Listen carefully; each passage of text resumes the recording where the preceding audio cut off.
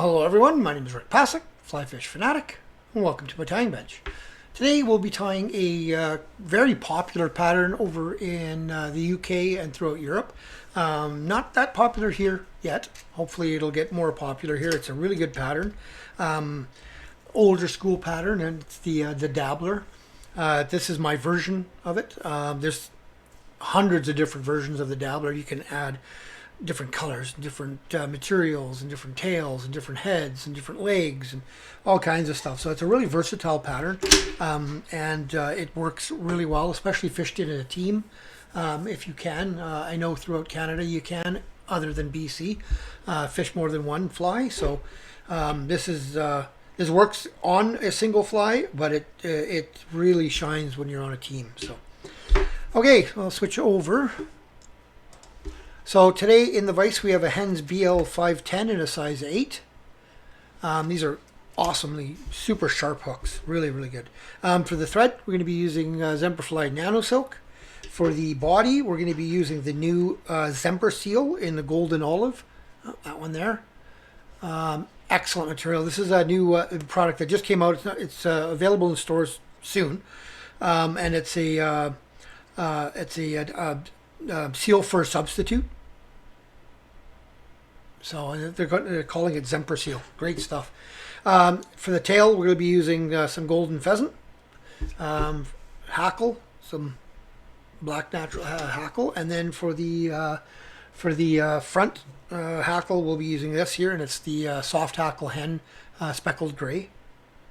So, alrighty.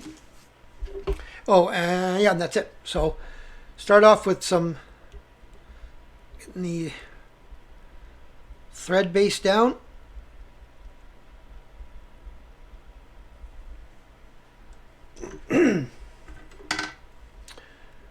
Haven't been able to post a video for the last few days because I've been out hunting here in Alberta, Canada. Did have a successful hunt. Ended up getting myself a really nice cow moose. So lots of food in the freezer, and lots of tying materials, like crazy amount of tying materials. So, apology for the train in the background. Of course, it comes through when I want to do a video, but that's the way it is. So I'm going to just take one feather off of the golden pheasant here. Take it off of this part, the yellow, not the. I've used this as well, but.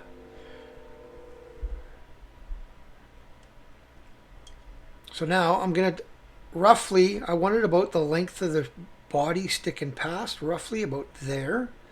So I'm just going to hold it here, and I'm going to tie that in, keeping that up on top. Just checking my length. That'll be good.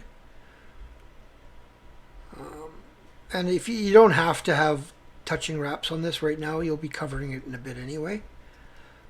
So now to there, and then I'm going to go hold that tail up if possible. My fingers are getting in the way. I'm trying to keep them out of your guys' way. Under the tail, and then up and over. At least once. I like doing it twice. Bringing it up and over. And that'll help, first of all, keep it up. And second of all, it'll help help it from getting tangled in the hook. Now, if you really want to have this sticking up, like a lot of the dabblers do, have it bent up more, you could put a little dubbing ball in behind there, but I'm not going to bother. So one last little cover here. You want to leave yourself 2 to 3 hook eyes in the front as well here. Hook eye gap, just for the finishing off the fly later. So now I'm going to come back to about here. Actually, no, a little bit further back because this is fairly short. This hackle that I have left, this hackle patch, it's a little on the shorter side, these feathers, so I'm just going to try to find one that's not going to be too long. There we go. So now I'm going to grab this by the very tip and stroke back. Tie that in.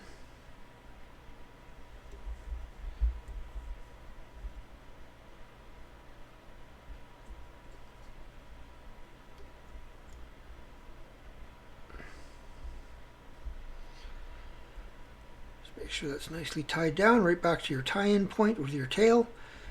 And come back up. Just going to nip off that last little bit of excess that's there. Alright, so get that out of the way. Now I'm going to take my Semper-seal in the golden olive. And I'm going to wax my thread. Now you could do this in a dubbing loop if you like. For these, I like it doing it by hand. And the main reason is behind that is you can get a bit of a tighter dub. Not so scruffy. And I mean, I love scruffy dubs, but for this, you don't want it too scruffy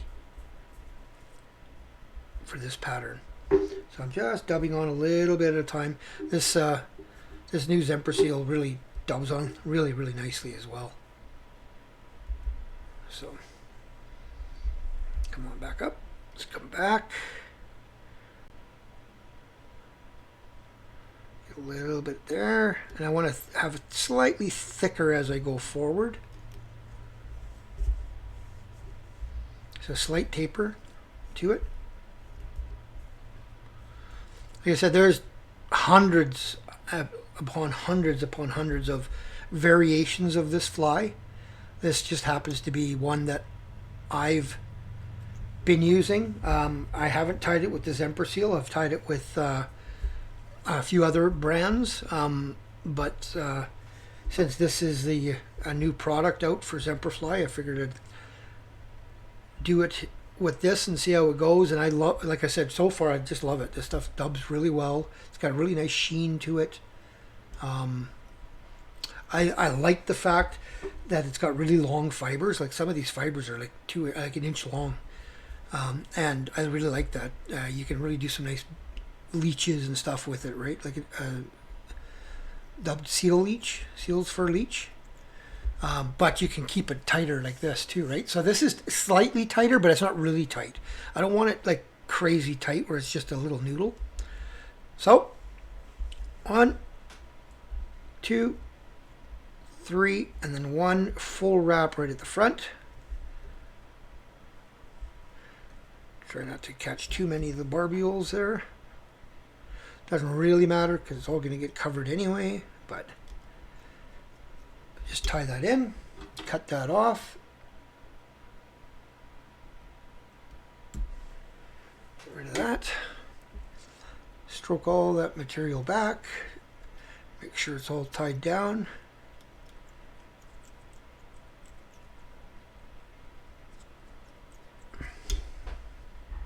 If you happen to have a little straggler like that one, you can just grab onto it and just... Really?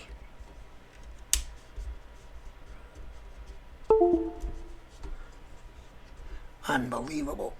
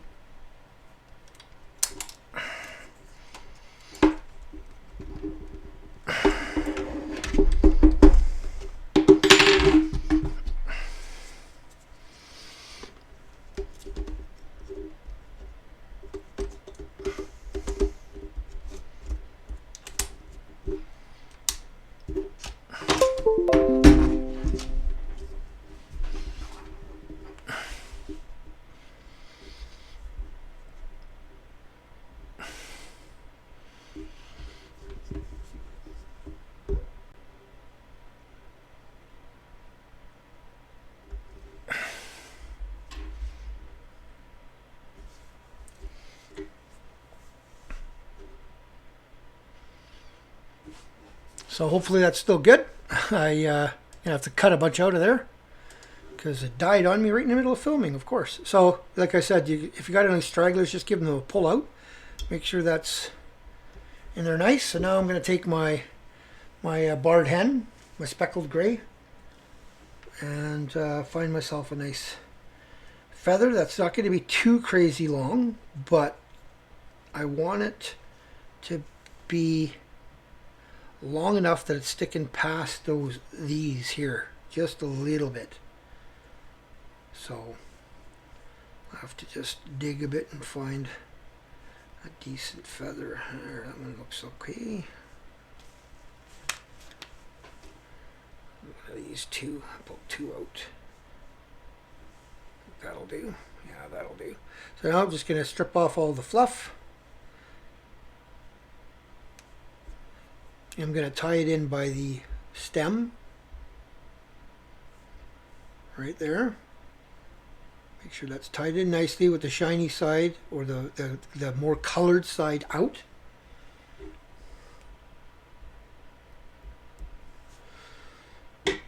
Grab this with my hackle pliers, but first I just give it just a little bit of a bend forward. It doesn't break that center stem, but it softens it. So now just gonna stroke all these barbules back nicely. Just do a nice 2 to 3 wraps for the front hackle here. Oh, that just broke off. These feathers that I got here are very soft. I've broken a few off doing this on the tips. So one more time, get another full turn out of that. Yeah, and then I'll tie that off. Tie that off. Stroke everything, including that tip section that I was holding on to back. It just helps lock it, right? And then you just got to go in there and find that tip section again. Sometimes that can be fun, but it's right there. Sometimes I even leave them, but in this case I won't. And then just stroke everything back. Get a little bit of a head here. Now at this point here, you could do, if you wanted to, like use a yellow thread and put a yellow head on here. I've done it with both. Whatever color you have done my body, I've matched with the head sometimes, but this time I'm just going to leave it black. I think most of mine are probably black. Nip that thread off very nicely there.